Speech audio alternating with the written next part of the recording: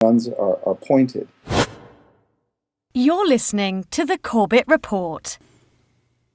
Welcome, friends. James Corbett here, CorbettReport.com, in a conversation that's being recorded on April 25th, 2016. And today we are talking to Dan Sanchez of dansanchez.me. Link in the show notes as always. He's an essayist and educator.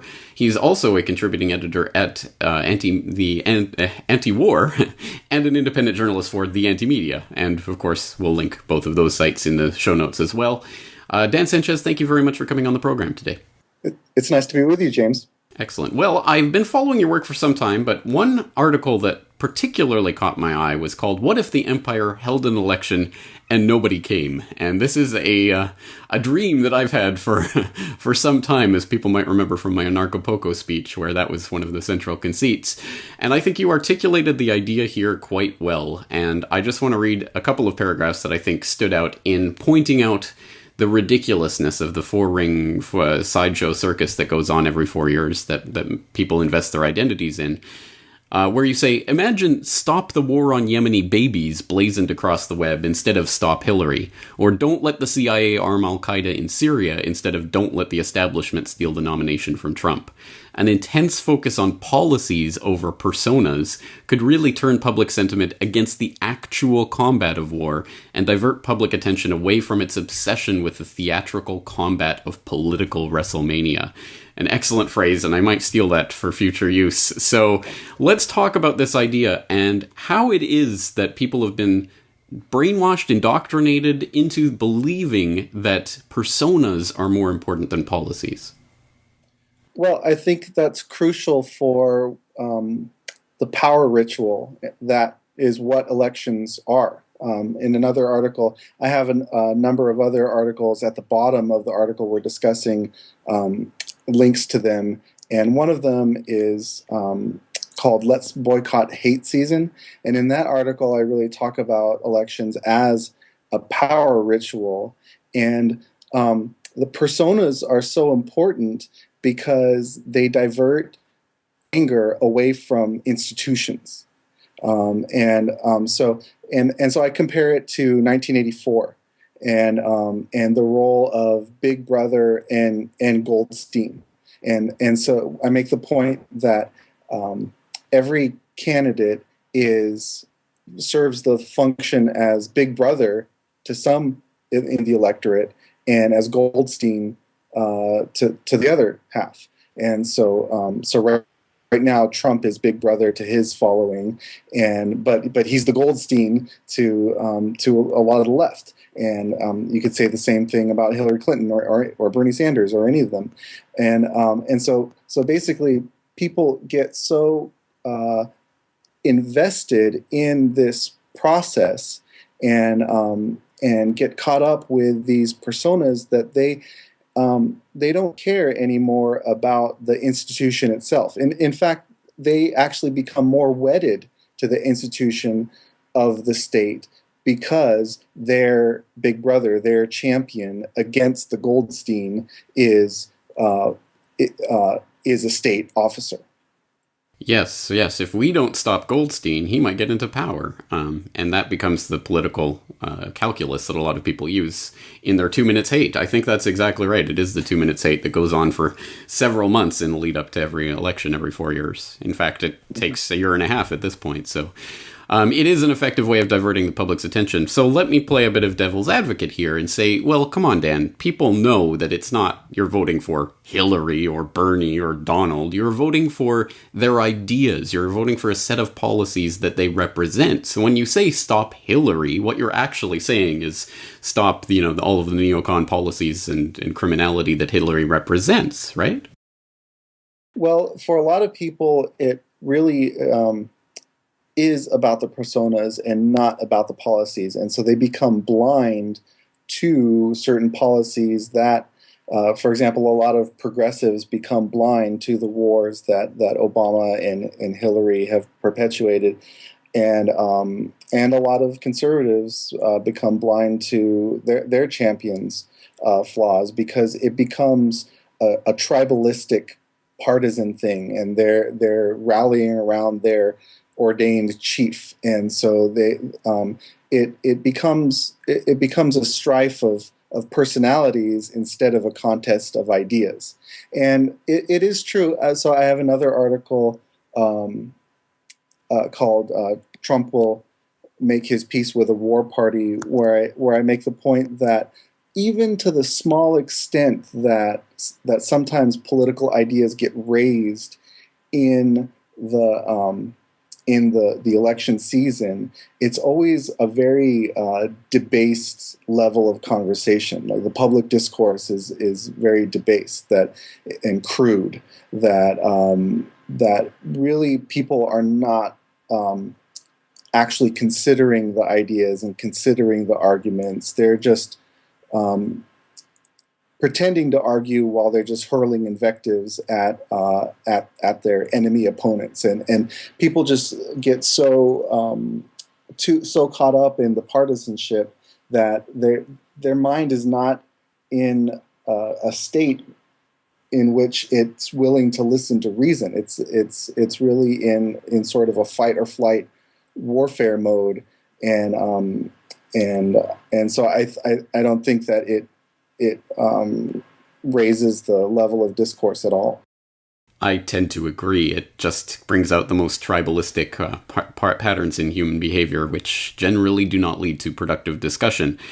I guess let's strike even further at the root of this. It's not just that the personas are the distraction from what's really going on and that people get too invested in that. It's that even the idea that if you can just pull the lever for the right guy or girl or team of people or party or whatever, if you just got the right people in power, they could wage the wars in the right way, in the right places, at the right time, and do the right things when intervening in places around the world to make everybody happy, which is a fundamental error, which you talk about in your more recent article, The Pretense of Nation Building. Again, we'll put the link in the show notes, where you note that during his acceptance speech for the Nobel Prize in Economics back in 1974, Friedrich Hayek talked about the pretense of knowledge and what a problem that is for would-be central planners of the economy, and you talk about this as related to would-be central planners of foreign interventions. Let's talk a little bit about that idea, how this is fundamentally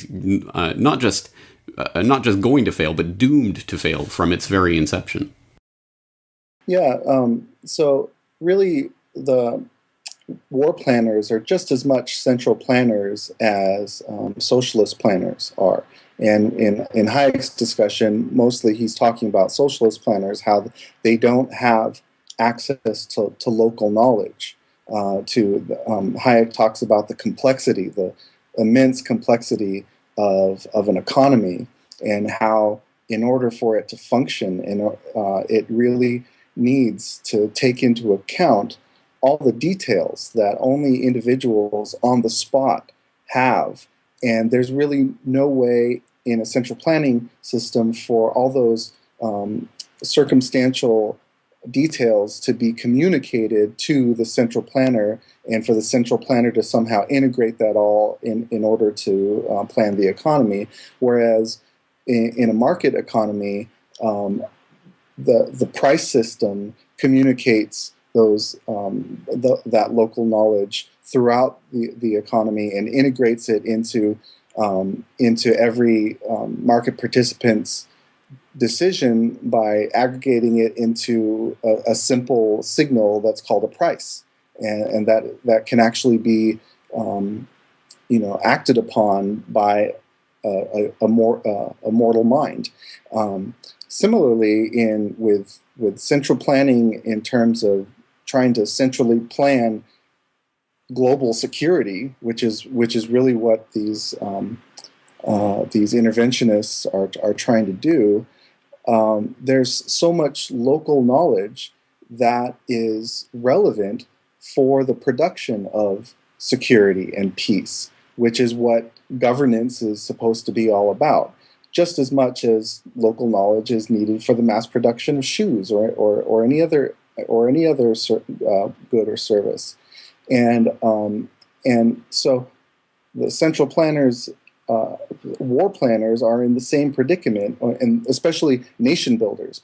So the neocons And I also talk about the advocates of COIN, or the counterinsurgency doctrine, how they also don't have the local knowledge, and so they make these ridiculous blunders, like I mentioned, how they marginalized Muqtada al-Sadr in Iraq, and Muqtada al-Sadr is like a really important community leader. He wasn't just like, some typical little petty warlord or anything like that. He was an important, if there was going to be some kind of order in Iraq, it had to involve Sadr's following, immense following, and this was a huge portion of the population. It wasn't some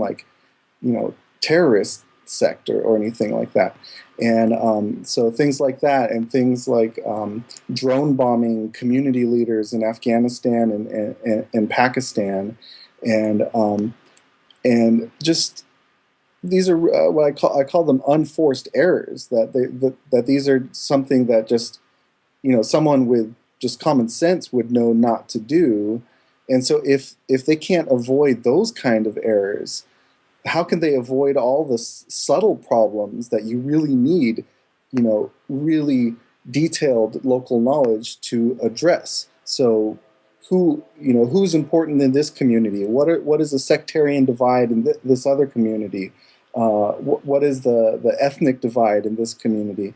All these questions are really important, and military intelligence, they like to pretend that they're a quick study and that they can master a region, but it's hubris, because they always fail, and so that's why, ideally, as I point out, it's best if there was no government at all, if it was just individuals associating with each other and making arrangements with each other in order to provide security. But if there is going to be a government, it needs to be as local as possible. And so having planners in Washington dictate what's going on through green zones in these occupied countries, what's going on in these Middle Eastern villages, that is just the exact opposite extreme. Exactly right. Again, this isn't just a problem for economics or for regime change and global intervention. It's a problem for all types of centralization, including everything that people believe they're voting for when they vote in president this or president that. So that it's truly the question of believing that one person or one group of people in the center of the universe can decide on everything and somehow calculate everything because they have perfect knowledge. It is a delusion, and it's a comforting delusion, I think, which is why people invest their time and energy in this, because it's much easier to just vote for alpha male leader A or alpha female leader B rather than to actually commit to doing something about these problems. So let's address that topic. If wars are not ended because of elections, or if fundamental policy changes don't take place through election after election, as we've seen from Bush to Obama, Clinton, they've all followed broadly the same foreign policies. What does actually change these things? What can people actually do that's more productive than just pulling a lever once every 4 years? Well, my big argument is that what always ever makes social change, especially social change for the better, what always creates freedom, the only way that we actually achieve freedom, not just in the future, but in the past, this has always been the way it works, it's not based on the virtue or ideology of the people in power, and that they are just so public-minded that they just bestow upon us our freedom. That's not the way it works. What happens is that every community, every group of people, they have certain red lines, and that if the government crosses these red lines, things get ugly. So it'll start off with evasion or civil disobedience, or it might escalate all the way to resistance. So you can think of just certain things that if the government would try to do in Texas, like if the government tried to confiscate Bibles and start burning Bibles in Texas, or even now in Colorado, if they started going around and confiscating all the marijuana in Colorado, if the federal government started doing that, there would be like real resistance to that. And the thing is that all governments depend on perceived legitimacy for their power. So this is a point that Ludwig von Mises, the great Austrian economist, would always make, is that ultimately it's not the guns that determine power. It's the ideology that determines which way those guns are pointed. And so in order for a government to stay in power, it, in its own self-interest, needs to know where those red lines are. It has no interest in crossing those red lines. It would much rather have the populace, at least acquiesce to what they're doing. And so generally they try not to even get too close to the red lines, because it's hard to know exactly where the red lines are. And so what happens when there's an ideological change is that those red lines advance. People become less tolerant of certain kinds of depredations, and people in the government, if they know what's good for them, they'll notice those red lines advances. They'll see which way the winds are blowing, and then they'll back off. And that's what the so-called reform always is. It's not government suddenly being convinced by these great arguments and trying to fix things. It's people in government backing off because of public change in sentiment about certain rights or certain issues, and so I'm not saying that what happens in Congress or the presidency doesn't matter. I'm just saying that people who want to make a change, they don't need to directly engage in the mechanics of what's going on there. All that needs to happen is to change the public ideology, and then careerists, self-serving careerists in the government will do the rest. It doesn't need our direct involvement.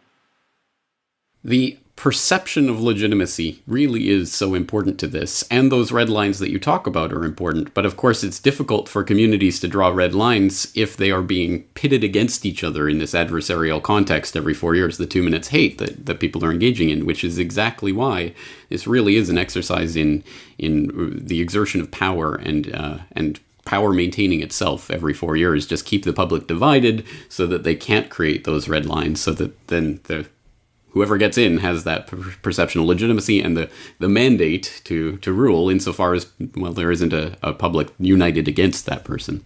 So it's extremely important to understand the underlying psychology of what's happening here and how this happens.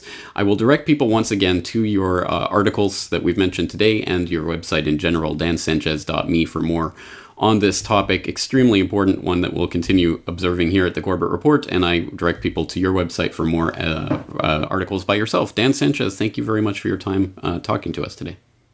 Thank you so much, James. This was great talking to you. Now available from CorbettReport.com. The Data DVD Volume 4. Every podcast, interview, episode and article published on CorbettReport.com in 2011. All